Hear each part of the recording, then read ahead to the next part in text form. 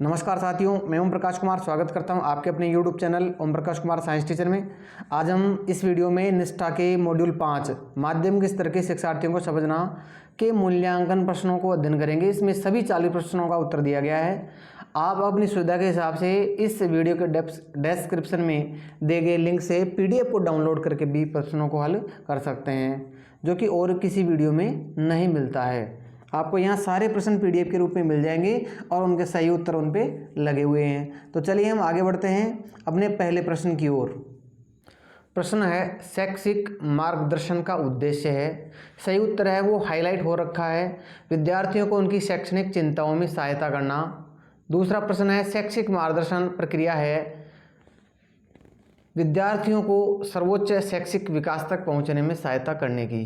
तीसरा प्रश्न है, आत्म जागरूकता मार्गदर्शन प्रवृत्त व्यक्ति का एक गुण है। यह आपकी मदद करता है अपने ताकत और कमजोरियों को पहचानने में।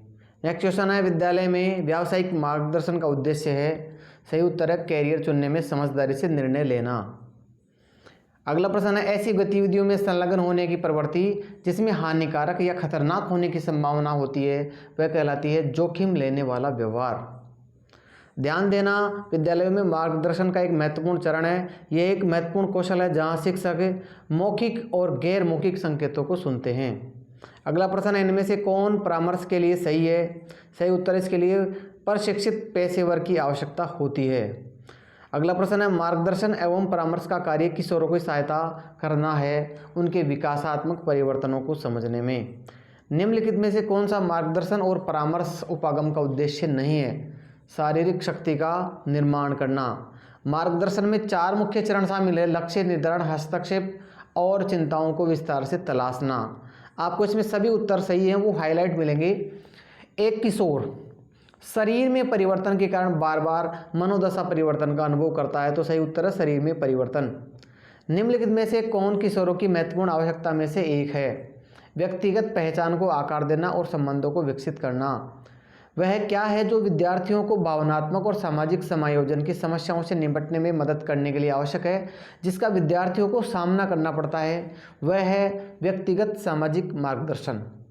निम्न में से लॉरेंस कोलबर्ग का नैतिक विकास का सिद्धांत क्या सुझाता है। सही उत्तर है सामाजिक मानदंड और नियम किशोरों के नैतिक निर्णय को नियंत्रित करते हैं। निम्नलिखित में से कौन सा सक्रिय श्रवण का भाग है। आंख से संपर्क करना, सिर हिलाना और स्पष्टीकरण मांगना। इनमें से कौन सी विशेषता किशोर शिक्षार्थियों के लिए विशिष्ट नहीं है। स्वास्थ्य के मुद्दे। एरिक एरिक्सन के मनोसामाजिक विकास के सिद्धांत के अनुसार जीवन के इन वर्षों के दौरान एक व्यक्ति में स्वतंत्रता की बढ़ती भावना और व्यक्तिगत पहचान को आकार देने की भावना होती है। सही उत्तर है दूसरों, सबसे महत्वपूर्ण रूप से उनके सहपाठियों के साथ सामाजिक संपर्क।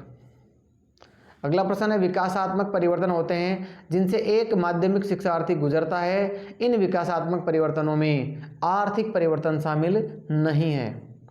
मेरा कक्षा 8वीं की विद्यार्थी है, वह लगातार अपने रंग रूप को लेकर इतनी चिंतित रहती है कि उसने रात में खाना भी बंद कर दिया और प्राय नाश्ता करना भी छोड़ दिया।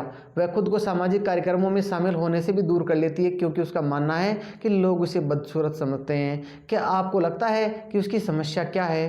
तो इसके ऑप्शन देख लेते हैं हम, 4 हैं और सही उत्तर है शरीर छवि। सुधा को लगातार अपने दोस्तों की ओर से उसकी शकल सूरत के बारे में टिप्पणियों करने का सामना पड़ रहा है और वे उसे कभी कभी चिढ़ाते भी हैं। सुधा इनमें से किस समस्या का सामना कर रही है। परताड़ना। ईजान 11वीं कक्षा विद्यार्थी है। उसकी मां ने हाल ही में उसके व्यवहार में कुछ बदलाव देके वह अपना अधिकांश समय व्यायामशाला में बिताता है, दिन में केवल एक बार खाता है और अचानक अपने कपड़ों के बारे में सचेत हो जाता है। एक शिक्षक के रूप में आपको क्या लगता है कि ईजान किस समस्या का सामना कर रहा है। इसके 4 ऑप्शन हैं और उनमें सही उत्तर है शरीर छवि। अगला प्रश्न है, समीर 7वीं कक्षा में है और पिछले 2 महीनों से उसके शिक्षक ने देखा कि वह अक्सर कक्षाओं में अनुपस्थित रहता है और यदि वह उपस्थित भी होता है तो वह कक्षा में अलग थलग दिखाई पड़ता है। वह शायद ही कभी अपना गृह कार्य पूरा करता है। समीर की मदद करने के लिए सबसे प्रभावी रणनीति क्या हो सकती है। 4 उत्तरों में से सही उत्तर है व्यक्तिगत केस योजना। अगला प्रश्न है, कैरेन एक 17 वर्षीय लड़का है। कभी कभी वह अपने माता पिता के साथ बहस करता है क्योंकि वह अपने दोस्तों के साथ फिल्म देखने जाना चाहता है और वह घर से भी देर से आता है। उसके माता पिता चिंतित हैं। इस प्रश्न का सही उत्तर है एक किशोर स्वायत्तता प्राप्त करना चाहता है। एक लड़की जो अपनी पढ़ाई में कठिनाई का सामना कर रही है, जैसे कि खराब समय प्रबंधन, शिथिलता आदि, तो वह शैक्षिक मार्गदर्शन के लिए जा सकती है। इनमें से कौन सा प्रभावी संचार में बाधा है? ध्यान देने के कौशल की कमी। सहपाठी दबाव के लिए कौन सा सही है? सहपाठी दबाव से निपटने में मुखर होना चाहिए।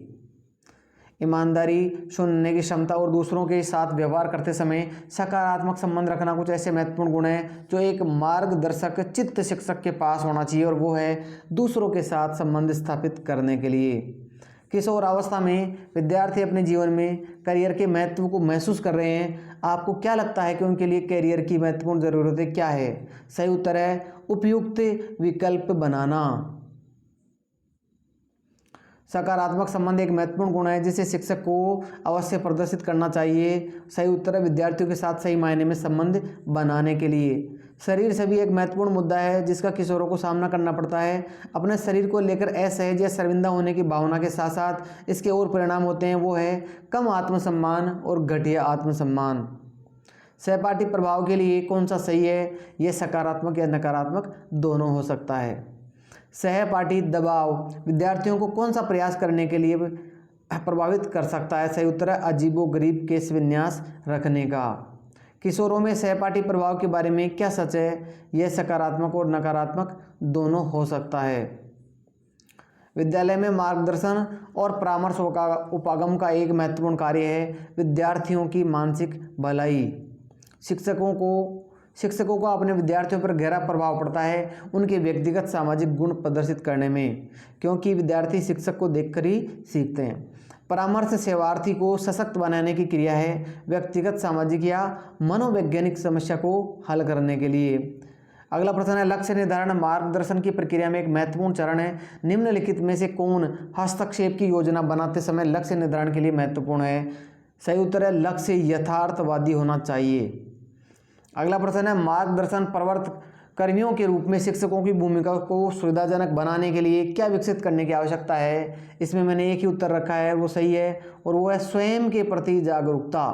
अगला प्रश्न है कक्षाओं में मार्गदर्शन और परामर्श का उपागम के प्रभावी संचालन के लिए कौन सा आवश्यक है? सही उत्तर है एक भरोसेमंद और देखभाल करने वाले शिक्षक विद्यार्थी संबंध स्थापित करना। अगला प्रश्न है मार्गदर्शन प्रवर्तक शिक्षक वह होता है जो, एक ही उत्तर है और वो सही है, किसी व्यक्ति के विश्वासों, भावनाओं और विचारों में परिवर्तन को सुगम बनाने के योग्य होता है। आपने पूरा वीडियो देखा, इसके लिए आपको धन्यवाद। आप इसके उत्तर पीडीएफ में भी दे सकते हैं और उसका लिंक डिस्क्रिप्शन में दे रखा है। अगर आपको वीडियो अच्छा लगता है तो आप इसको अपने साथियों को भी सेंड कर सकते हैं ताकि वे भी अपने मॉड्यूल को संपूर्ण पूरा कर सकें और 70% से ज़्यादा अंक लाकर अपना सर्टिफिकेट डाउनलोड कर सकें। धन्यवाद।